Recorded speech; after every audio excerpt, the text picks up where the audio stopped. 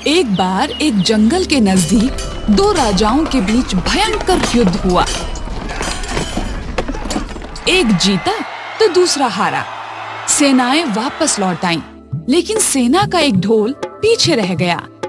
उस ढोल को बजा बजा कर सेना के साथ गए भाट और चारण रात को वीरता की कहानियां सुनाते थे।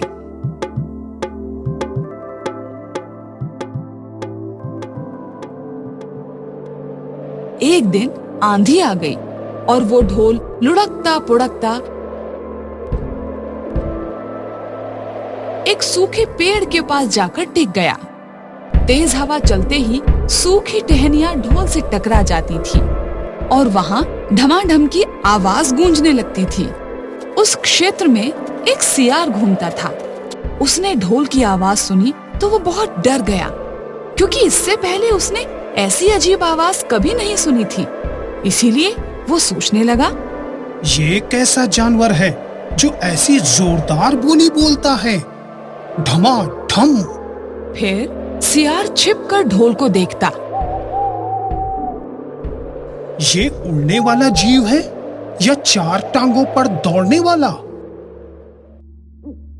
एक दिन सियार झाड़ी के पीछे छिपकर ढोल पर नजर रखे था।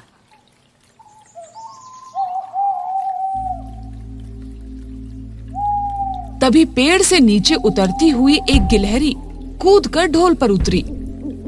हल्की सी ढम की आवाज भी हुई। गिलहरी ढोल पर बैठी दाना कुतरती रही। सियार बड़बड़ाया, ओह, तो ये कोई हिंसक जीव नहीं है, मुझे भी नहीं डरना चाहिए। फिर सियार धीरे धीरे चलता हुआ ढोल के पास गया और उसे सूंघा और फिर बोला, इसके तो न सिर नजर आ रहे हैं और न पैर। तभी हवा के झोंके से टहनियां ढोल से टकराई। सियार उछलकर पीछे जा गिरा। सियार उठने की कोशिश करता हुआ बोला, अब समझ में आया, ये तो बाहर का खोल है, जीव तो इस खोल के अंदर है।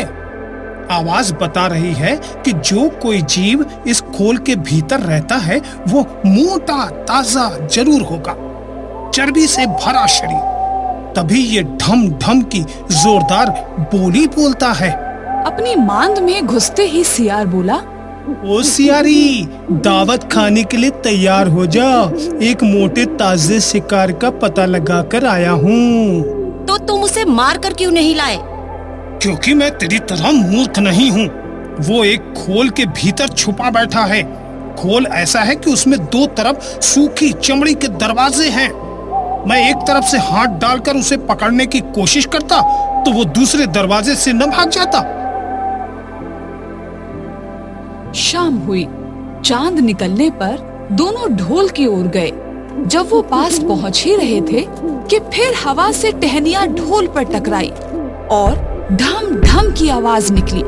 सियार सियारी के कान में बोला, सुनो उसकी आवाज, जरा सोच, जिसकी आवाज ऐसी गहरी है वो खुद कितना मोटा ताजा होगा।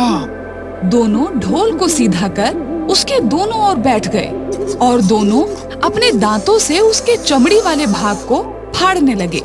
जैसे ही चमड़ियां कटने लगी, सियार बोला, होशियार रहना, हमें साथ मिलकर शिकार को दबोचना है। दोनों एक साथ ढोल के अंदर पंजा मारकर टटोलने लगे। अंदर लेकिन कुछ नहीं था। एक दूसरे के हाथ ही पकड़ में आए। दोनों चिल्लाए, हैं? यहाँ तो कुछ भी नहीं है। तो भाई इस कहानी से ये सीख मिलती है कि बड़ी बड़ी शेखी मारने वाले लोग भी अक्सर ढोल की तरह ही अंदर से खोखले निकलते हैं। इस प्रकार की रोचक कहानियों को सुनने के लिए हमारे इस चैनल को लाइक, शेयर और सब्सक्राइब करें और हाँ, बेल आइकन जरूर दबाएं ताकि रोचक कहानियों का नोटिफिकेशन सबसे पहले आप तक पहुंचे। नमस्कार।